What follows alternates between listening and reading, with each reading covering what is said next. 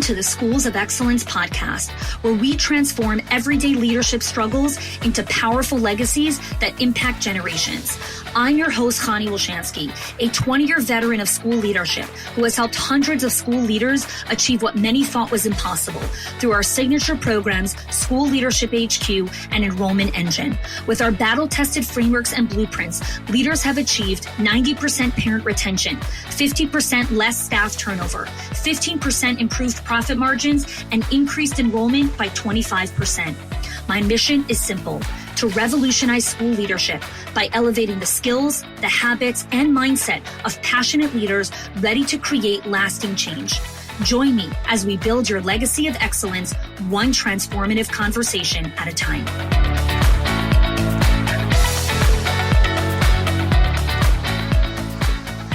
Welcome back to the Schools of Excellence podcast. Today is, you guys, this podcast episode is different. You might get really triggered by hearing me say certain things here, because I am going to kind of dismantle a very common phrase that is used in this industry, and that is, let's get on the same page. And so today is all about why you should not get on the same page and what you should do instead. So I do not like the phrase, let's get on the same page. I actually would like to create a t-shirt that when I go speak at events or conferences or just go hang out in the world, it should say, I don't believe in getting on the same page. And in the back of my shirt, it should say, I believe in holding people to the same standard. I think it would get a lot of attention. I think it'd be great. Here's the deal. Okay. Marriage, never about getting on the same page. Parenting, not about getting on the same page. Running a school, same thing. It is never about getting on the same page. It is about holding the same standard, the same value, the same standard. So why do people talk so much about let's get on the same page? People say it because getting on the same page feels really safe and comforting, right? It has this feeling of let's avoid conflict. Let's make sure we all agree. Let's all feel good about what we decided. And so it sounds like we're creating alignment in marriages. When we say things like that, it sounds like we're asking for cooperation. In parenting, it seems like we're asking for come on, let's create, some connection here. But what it actually means is, let's get on the same page, is let's agree enough to avoid discomfort. When you say let's get on the same page, what you're really saying is, can we agree enough to the place where we can avoid discomfort, right? And here's how I know, right? When we say about getting on the same page, people nod, people smile, people say yes, but then they leave the meeting and they do their own thing. Because being on the same page is not the same thing as shared standards and shared ownership, right? Which is why I don't believe in getting on the same page. Because in my lived experiences, right, as an employee, as a team member, as a mom, as a wife, as a CEO of a company, and coaching hundreds and hundreds of leaders, being on the same page does not build culture. Being on the same page does not create any follow through. Being on the same page does not hold standards when the pressure hits. It doesn't. You need the same standards. You need guardrails that guard those standards. And this is a huge part of what I've been updating in all of our training inside of School Leadership HQ, is when I teach something new or an old concept that I've taught before, but now I'm kind of updating the teaching, I teach it with guardrails and with rhythms. Because when we have an idea or a concept or a standard, we have to understand that people are always going to push the boat. So what are the guardrails that keep that standard? What are the rhythms so we can keep returning to that standard? What ownership looks like, right? That reinforces the consistency and the predictability of that standard. We don't need to be matchy-patchy of the same words. We don't need to be saying, I say this, and no, we need to match follow through, because the real test of culture isn't, did we agree in the meeting? Were we on the same page in the meeting? It's, did you both take action after the meeting? Was the follow through the same? Being on the same page is so much more about appeasement and agreements and this like passive compliance that takes you to the world of nowhere. Okay. Real ownership, real standards, real follow through are completely different. Okay. Appeasement is like, all right, fine, just have the cookie, just stop bothering me. Or appeasement on the global stage. That has never worked in politics. It gets you nowhere, right? Appeasement gets you nowhere. It doesn't win wars. It doesn't win anything. So the problem with getting on the same page is that first you need to understand that we need to create and understand what our values and what our standards are. And then we can actually create ownership and follow through and accountability, because getting on the same page is about false harmony, right? Everyone agrees, but nothing changes. You follow through on your promises, but no one else does.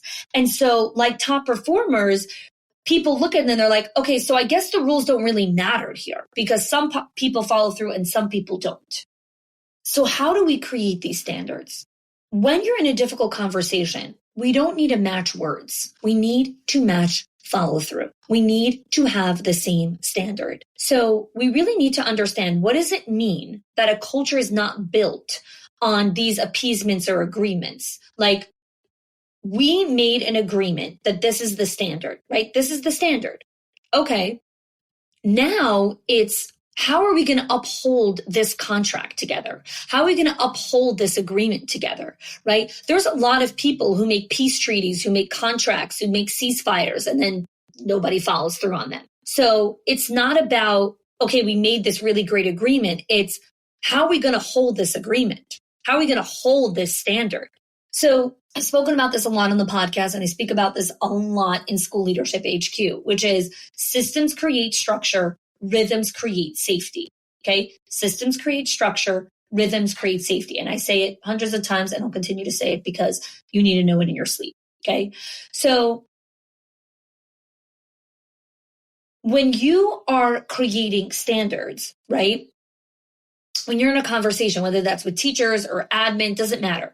The standard creates the clarity. Okay. So the standard of the school is, let's say, this is how we dress here. This is how we speak here. This is how we come on time here, whatever it is, right? Whatever the standard is. Then there's a shared ownership, right? Where we own the standard together, which means that I'm just as responsible to follow through with the standard as you are, right? That's what creates predictability and safety. We always go back to safety, because when people feel safe, they stay. So we stop building an organization where the leader presents a problem and then the teachers present a problem. They're like, okay, now it's the leader's job to fix it. No, that's not how this works. That's not a shared standard, right? We're on the same page. Yeah, there's a problem here. And, yeah, I agree with the problem. Are you going to solve the problem? No, we have a shared standard, which means we both create solutions together. We co-create solutions.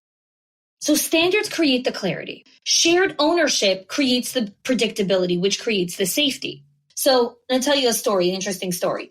We just redid our guest bathroom after we had a flood in our house, and then we redid construction. The guest bathroom is beautiful. It's actually nicer than our, master bathroom. And it's always what happens with construction, right? So anyways, my daughter Goldie, she's like, oh, they were coming out of the pool on Friday afternoon, and the kids' shower was being in use by one of the other kids. And Goldie's like, can I shower in the guest bathroom? And I was like, no, like the guest bathroom is beautiful and it's clean and I don't want anyone inside of there.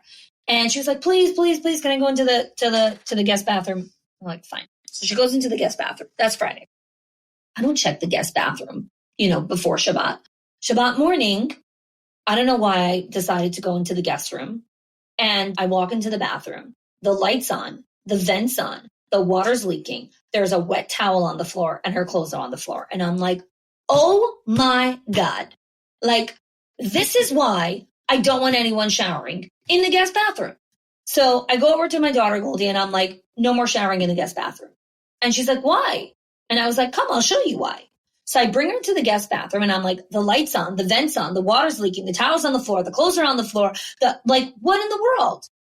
And she's like, well, you never told me what the standard is of what the bathroom has to look like, after I finish showering. And I'm like, oh, sweet child, like you just know how to match my words, right? Like my words, I always talk about the standard. She's like, well, you didn't tell me the standard. So I was like, all right, here's the standard. Same standard as the kids' bathroom.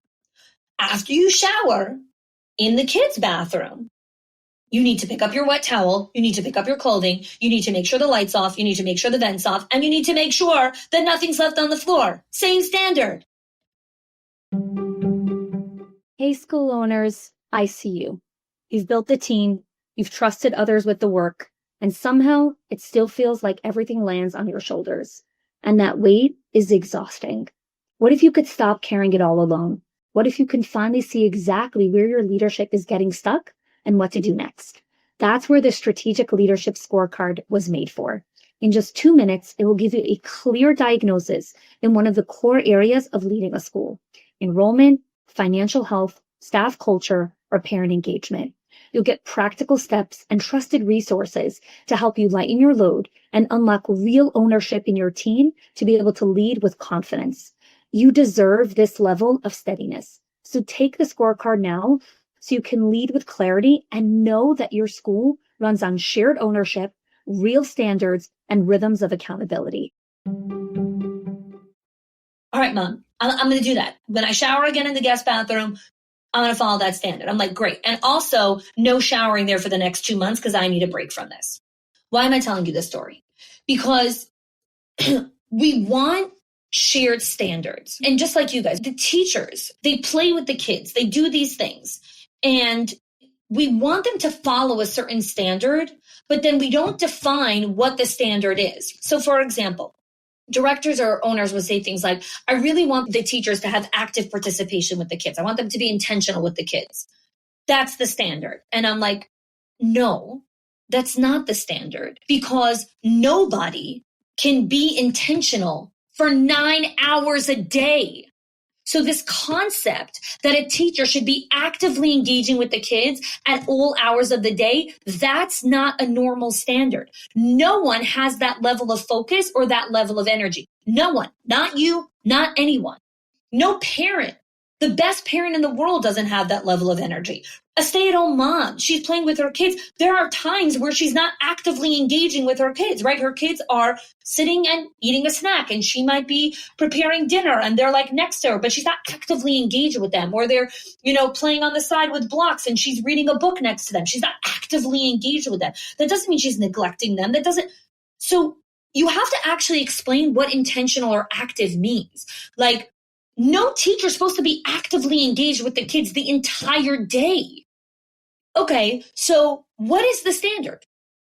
What does active participation look like at 9 o'clock in the morning when the children are doing free play? What does active participation look like in the playground when there are about 30 to 50 blind spots and double the amount of kids? What does participation look like? What does participation look like at mealtime in a toddler room when every single possible thing at that table is a choking hazard or a toy? Versus, right, a plate in front of a toddler is a toy. It could turn into a hat. It could turn into a mask. It could turn into a slapping thing. But there's a million things I could do with a plate. I'm two. So what does participation look like at mealtime? What does it look like at outdoor time? What does active participation look like when I'm sitting and having dinner with a 15-year-old? That's a different kind of participation versus when I'm having dinner with my toddler, right? Active participation when you're having dinner with your toddler, cutting up the food, helping them ration the amount of ketchup that they're taking. So they're not having ketchup with French fries, but they're actually having French fries with a little bit of ketchup or whatever, right? Dinner with my 15-year-old, not cutting up his steak, not rationing his ketchup, not doing it. Active participation is having a great conversation with my 15-year-old son. With my 2-year-old, not so much having a great conversation. Their vocabulary is maybe 100 words, whatever. So playgrounds, always tough, right? Because teachers see their friends in the playground and they want to socialize and they want to catch up and they want to shoot the breeze with each other. And they forget that there are actual humans running around with 90 different hazards. And it's like, oh my gosh, 1 second, like there's a lot of issues here. the thing that we have to understand is we have to shift from like, I thought you were doing it. I thought that I thought that was the expectation. No. What does shared ownership actually look like? Okay, so what does that actually look like? The culture can evolve and grow when the staff help build the standards, right? Because then everyone upholds the standards, not because you're policing them, but because they're shared, right? You don't need to get on the same page. You need the same standard. So how do we move from this appeasement, agreement, same page to this shared ownership? Number one, we have to name the problem. I've noticed that we're not resetting the room at the end of the day. This is a problem because the room at the end of the day needs to be reset. And so then we invite the team into the solution. What's getting in the way? What would help this become a consistent rhythm, right? Not a policy that I have to enforce and police, but a consistent rhythm. And then you create the shared standard. We agree that by 5 o'clock, the room will be clean and the materials will be back on the shelf. That's the standard, right? So the thing when it comes to guardrails, which I spoke about in the beginning, is that there has to be follow-up, right? Because passive agreement with no follow-up means you're in charge now. So what does follow-through look like for each of us? That's part of the conversation, okay? And then it's let's recommit to the standard that we built together. When things start to fall apart, don't become resentful. Don't start being passive aggressive. Bring it up and say, we created a standard. We need to recommit. We need to recommit. When you're trying to do the same page, the leader ends up doing all the fixing. When you have a shared standard, it's what is yours to hold and what are theirs to hold. What part of the standard is yours and what part of the standard is someone else's? Okay? That is such a huge part of understanding. Like, what are you actually supposed to be doing? All right, so let's bring everything here, and wrap up today's conversation and bring it all together. Getting on the same page sounds nice, right? But it's the delay tactic, right? It's the, all of those things that I spoke about. So I want to just give some more examples of like how it actually shows up so that you can actually see this in reality. So I'm going to give you a couple of really good examples, okay? One, the director delay tactic, right? So a director will say, we need to get on the same page before we tell the team. What that actually means is I'm not ready to hold the boundary and the standard publicly. So we need to stall a little bit until I feel a little less anxious. And what the result is that a week passes, a month passes, nothing changes. The team keeps breaking the standard. And then they're like, oh, well, I guess this is allowed. That's the issue with the getting on the same page here. Okay, here's another example. This is the passive teacher excuse. Teacher will break up a policy and they're like, I didn't know that was the policy. We weren't really on the same page about that, which basically means no one said it to me directly. No one followed up with me. So I did what was convenient for me. So what happens is children get picked up without incident reports. Ratios don't get covered. Parents are confused. And it's like, no. Like, this is the standard. Okay.